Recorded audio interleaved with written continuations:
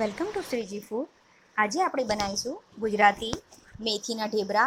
ઘણા લોકો આને મેથીના થેપલા પણ કહેતા હોય છે. મેથીના ઢેબરા ટેસ્ટમાં ખૂબ જ સરસ લાગે છે અને એને બનાવવા પણ ખૂબ જ ઇઝી છે. આ ઢેબરાને આપણે 4 થી 5 દિવસ સુધી સ્ટોર પણ કરી શકીએ છીએ, તો એને નાસ્તા માટે બનાવીને રાખવા પણ ખૂબ જ સારા રહે છે. આ ઢેબરા ગુજરાતી, નોન ગુજરાતી બધાને ખૂબ જ પસંદ આવતા હોય છે. ઢેબરા બનાવવા માટે આપણને જોઈશે ઘઉંનો લોટ, બાજરીનો લોટ, મેથીની ભાજીને મેં સમારીને ધોઈને રાખી હતી, તો એને મેં એક વાટકામાં લઈ લીધી છે. દહીં છે, ખાટું અને રૂમ ટેમ્પરેચરવાળું લેવાનું છે. થોડું પાણી યુઝ કરીશું. ગરમ મસાલો, લાલ મરચું, થોડો અજમો, ખાંડ તમારા ટેસ્ટ પ્રમાણે પ્લસ માઇનસ કરી શકો છો, તલ, વાટેલા મરચાં, જો લસણ ખાતા હો તો લસણ પણ આમાં એડ કરી દો, સમારેલી કોથમીર, તેલ, મોવણ માટે હળદર અને મીઠું. તો સૌથી પહેલાં આપણે આ બંને લોટને એક બાઉલમાં મિક્સ કરી લઈશું અને જે ડ્રાય ઇન્ગ્રેડિયન્ટ્સ છે એને પહેલાં એડ કરીને મિક્સ કરવાના છે.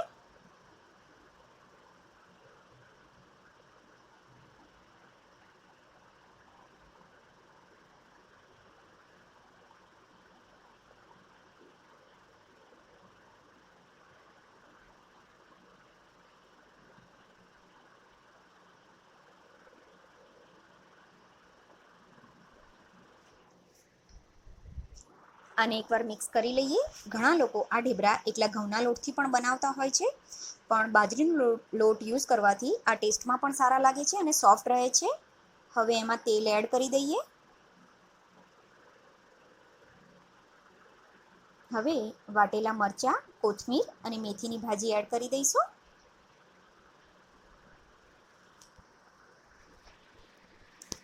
અત્યારે હું દહીં યુઝ કરું છું, એટલે દહીં અને પાણી યુઝ કર્યું છે. પણ જો તમે છાશ હોય ઘરમાં અને છાશથી લોટ બાંધવા માંગતા હો તો દહીં અને પાણીના બદલે છાશ પણ યુઝ કરી શકો છો. પહેલાં બધી વસ્તુને સારી રીતે મિક્સ કરી લઈએ. હવે આમાં દહીં એડ કરીશું.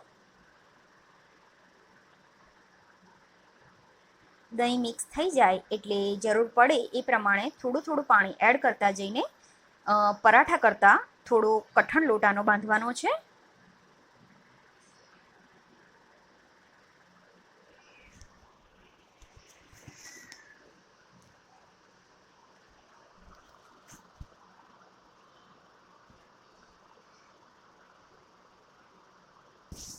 કઠણ લોટ બાંધવાનું રીઝન એ છે કે આપણે જે ખાંડ યુઝ કરી છે એને આપણે 5-10 મિનિટ માટે લોટ બાંધીને રાખીશું, તો એ નોર્મલ જેવો આપણે જોઈએ છે એવો થઈ જશે.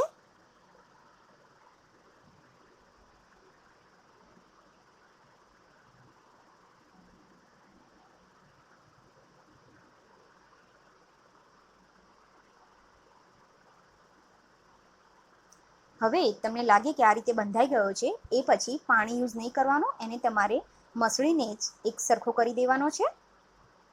મેં આટલો લોટ બાંધવામાં હાફ કપ દહીં અને 50 ml જેટલું પાણી યુઝ કર્યું છે. હવે હાથમાં થોડું તેલ લઈને આ લોટને સરસ રીતે મસળી લઈશું.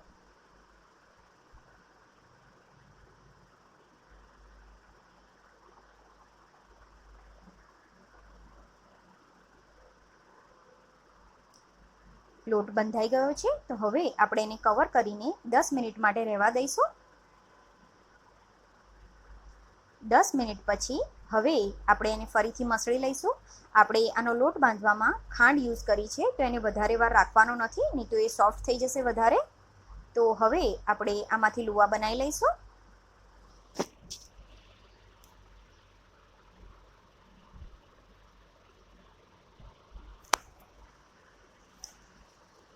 તમે જેવડી સાઈઝનું ઢેબરું બનાવવા માંગતા હોય એવડું લુઓ બનાવી લો. અને મેં અટામણ માટે ઘઉંનો લોટ લીધો છે, તો એમાં એકવાર એને ડસ્ટ કરી લઈશું. હવે એને વણી લઈએ.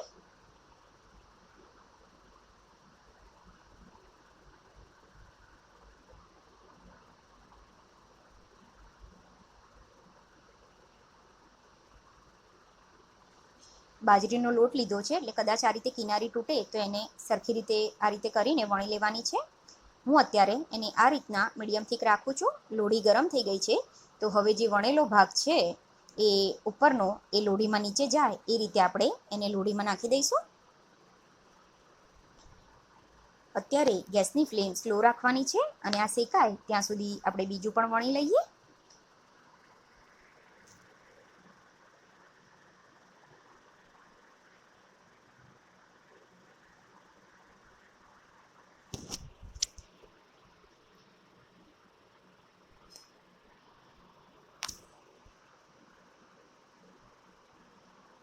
હવે આને ટર્ન કરાવી દઈએ.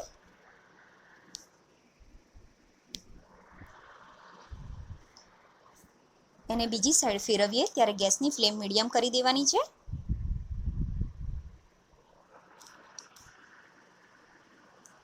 પાછળ આ રીતે શેકાઈ જાય એ પછી એની ઉપર આપણે તેલ એડ કરવાનું છે. તેલ એડ કર્યા પછી ગેસની ફ્લેમ ફાસ્ટ કરી દઈશું અને એને ફેરવતા જઈને શેકી લઈશું, જેથી બધું તેલ ઢેબરાની ઉપર આવી જશે. જ્યાં પણ આપણને લાગે કે હજુ ડિઝાઇન એની પ્રોપર નથી એ જ જગ્યાએ એને દબાવતા જઈશું અને સરસ રીતે શેકી લઈશું. એને બહુ ભાર દઈને પ્રેસ નથી કરવાનું, નહીં તો ઢેબરા ચવડ કે હાર્ડ થઈ જશે.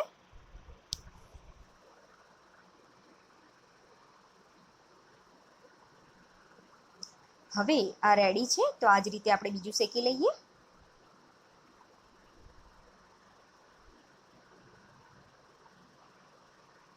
પહેલાં ઢેબરું નાખીએ ત્યારે ગેસની ફ્લેમ સ્લો, ફેરવીએ ત્યારે મીડિયમ અને તેલ નાખીને જ્યારે શેકીએ ત્યારે ગેસની ફ્લેમ હાઈ રાખવાની છે. આ રીતનું તમને અધકચરું શેકેલું દેખાય એ પછી એને ટર્ન કરી દેવાનું છે.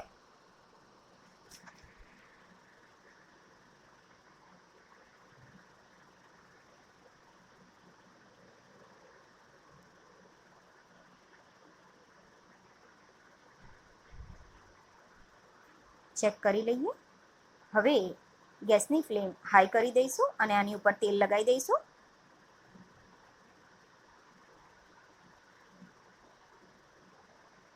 આને પણ સેમ એ જ રીતે શેકી લઈશું. મેથીના ઢેબરાને વણવામાં વાર નથી લાગતી, અને શેકાતા નોર્મલ ઢેબરા કરતાં થોડી વધારે વાર લાગે છે.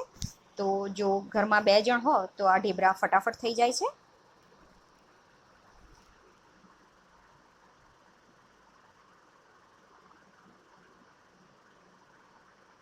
આ પણ રેડી છે. આ જ રીતે હું બધા બનાવી લઉં છું.